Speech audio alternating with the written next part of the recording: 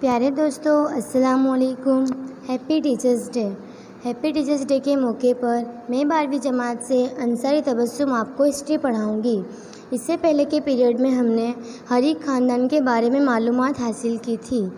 اب ہم شیشو ناگ خاندان کے بارے میں پڑھیں گے۔ شیشو ناگ اور اس کے خاندان۔ بدھ کتابوں نے بتایا ہے کہ ادین، منڈ اور ناگ ان تینوں اجاوشترو کے بیٹے تھے۔ ان تینوں نے اپنے باپ کو مار کر تخت حاصل کیا تھا، اس لیے لوگوں نے تنگ آ کر شیشو ناگ کو تخت سونپ دیا۔ مگدھ میں شیشو ناگ خاندان کی حکومت چلتی تھی۔ شیشو ناگ خاندان کے بعد کلاشوک راجا اور اس کے 10 بیٹے لگاتار 21 سال تک مگدھ میں حکومت کرتے رہے، ایسا بدھ کتابوں میں لکھا گیا ہے۔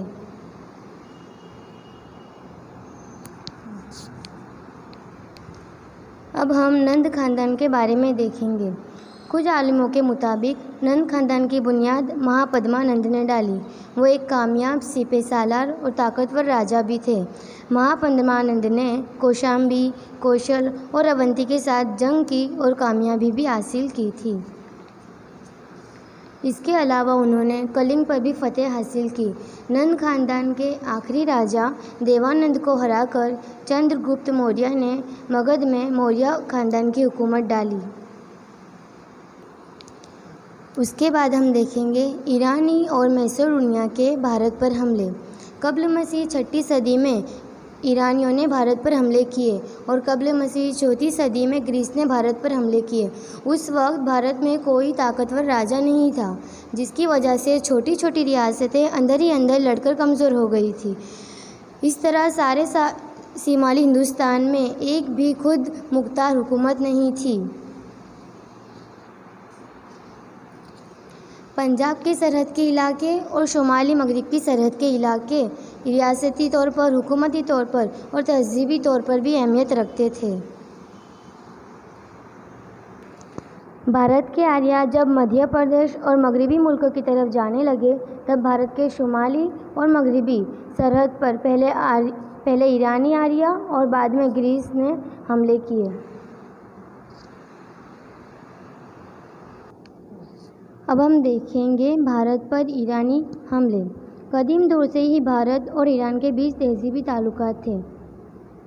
زبان، مذہب، رسم و رواج کی ساری باتوں میں ایران کے آریہ اور بھارت کے آریہ کے درمیان تعلقات تھے، لیکن بھارت کے آریہ جیسے جیسے مشرق کی طرف جانے لگے، ویسے ویسے تعلقات میں کمی آتی گئی۔ قبل مسیح 6 صدی میں گریس کے راجا سائرس نے بھارت پر حملہ کرنا شروع کیا۔ گریس کے تاریخ داں ہیروڈوٹس کے مطابق ایران کے راجا درائیس بھارت کی شمال مغربی سرحد پر واقع گاندھار علاقہ، جو آج کا افغانستان کہلاتا ہے، اس پر بھی قبضہ کیا۔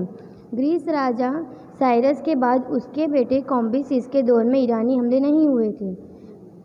درائیس نے 1,00,000 سپاہیوں کو بھارت کی سرحد پر بھیجا، کیونکہ اسے اپنی بحری جہاز کی سندھ کی ندی کی دریافت کروانی تھی۔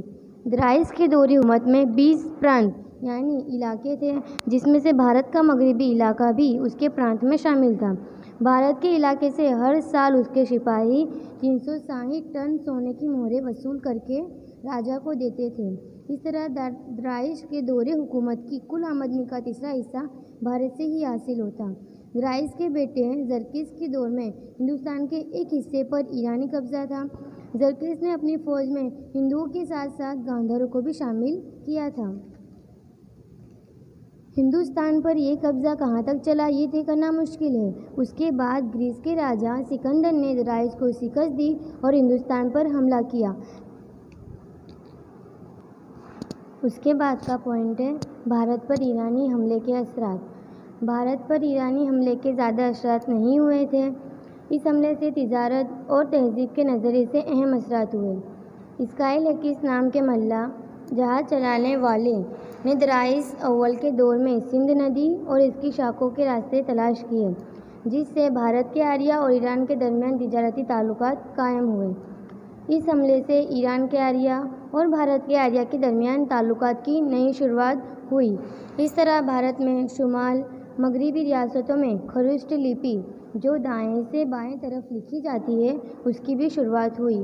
موریہ دور میں مجسمہ سازی، مورتی کی بناوٹ، تعمیرات اور ستونوں پر ایرانی طرز کے اثرات بھی نظر آتے ہیں۔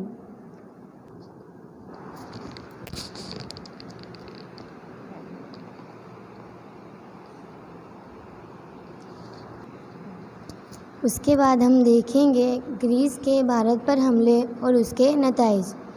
گریس کا راجا فلپ کا بیٹا سکندر 20 سال کی عمر میں تخت پر بیٹھا۔ وہ بچپن سے ہی دنیا جیتنے کی خواہش رکھتا تھا۔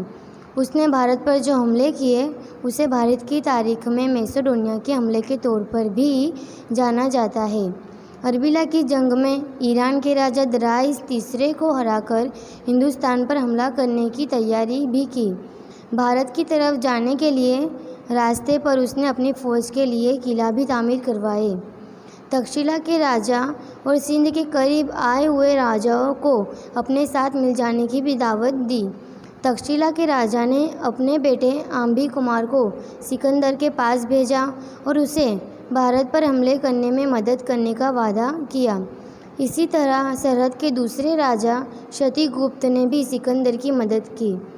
اس طرح بھارت کی تاریخ میں سب سے پہلے غدار وطن کہے جا سکتے ہیں۔ سکندر نے اپنے لشکر کے 2 حصے کیے، حفشین اور پڑیکاز۔ سکندر جب تکشیلا پہنچا تب آمبی کمار نے اس کا عمدہ استقبال کیا۔ اس نے تکشیلا میں ایک بڑا دربار بھرا اور آس پاس کے راجاؤں کو بھی سکندر کی پناہ قبول کرنے کو کہا، لیکن راجا پورس نے اس کی پناہ قبول کرنے سے منع کر دیا۔ اس نے سکندر سے کہلوایا، ہم ملیں گے تو صحیح، لیکن میدان جنگ میں۔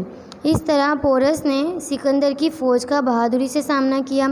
آخر کار پورس نے زخمی ہو گیا اور گرفتار ہو گیا، لیکن پورس کا فخر تو سلامتی رہا، کیونکہ سکندر نے اس کی قدر کی اور اس کی ریاست واپس کر دی۔